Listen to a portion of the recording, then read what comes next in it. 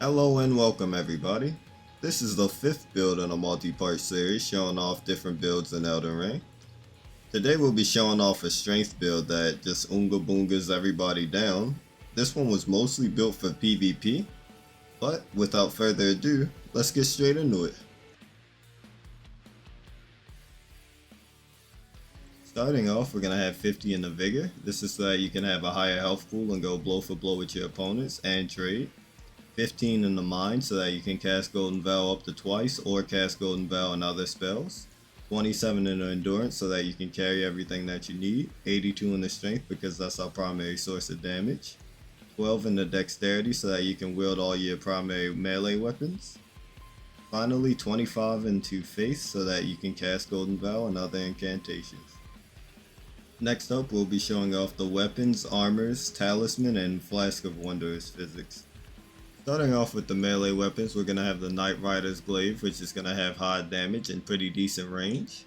Next is the Chain Link Flail, which has less range but pretty good damage for its attack rate. The Misbegotten Short Bow is so that if opponents get a little too far away, you have a ranged option, since strength builds kind of have limited ranged options. The Dragon Communion Seal to cast our incantations. Next up for our armor, I have the Omen Smirk Mask, Veteran's Armor, Scaled Gauntlets, and the Veteran's Greaves. Going on to our talismans, I have the Dragon Crest Great Shield to reduce the damage I take from physical attacks. The Great Jar Arsenal to raise the equipment load. This is just to help us carry around everything. The Erdtree's Favor for more HP, stamina, and equip load, which also helps with carrying things around. And finally, the Blessed Dew's Talisman, which for the Blessed Dew's Talisman, you could replace it with anything. It's just my personal preference, but you could feel free to put a Strength Charm or anything you really wanted there that you think would fit it better. Finally, for our Flask of Wondrous Physics, we're going to run the Crimson Crystal Tear, which restores half of max HP. And the Strength Knot Crystal Tear, which temporarily boosts strength, which is very handy. Next up, I want to show off the max amount of AR you can put on this glaive and the flail. So to start off, you'll need the Pop Golden Vow, followed by a grease that increases your damage in some way, shape, or form, and two-handing the weapon. And that AR will get you about 996 on the glaive, just shy of 1000 damage, which is fantastic. As a quick side note, if you infuse the flail with flames, you can get up to 851 damage, which is just incredibly high for a flail. It's almost like 1000 damage per quick swing that this thing can get off. So as you can see, both of the weapons have pretty good AR, but next up we're going to be showing off all the spells here. For our spells, only 2 of these really matter, and that's going to be Golden Vow to increase our damage and defense, and Bestial Vitality to recover HP passively throughout the fight. Everything else is just here because it happened to be on the bar, but feel free to grab these 2 if you want them.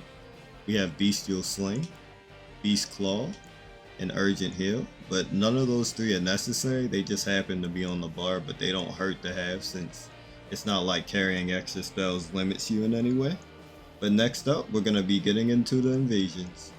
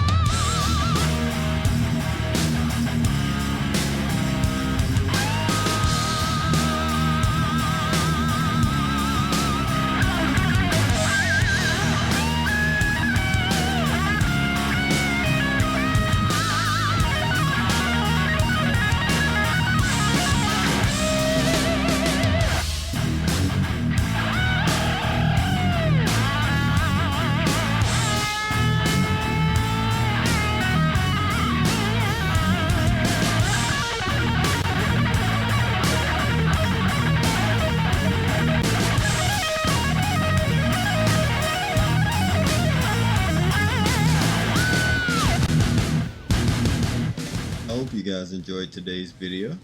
If you did, a like and subscribe is always greatly appreciated. And I hope to see you guys in the next video.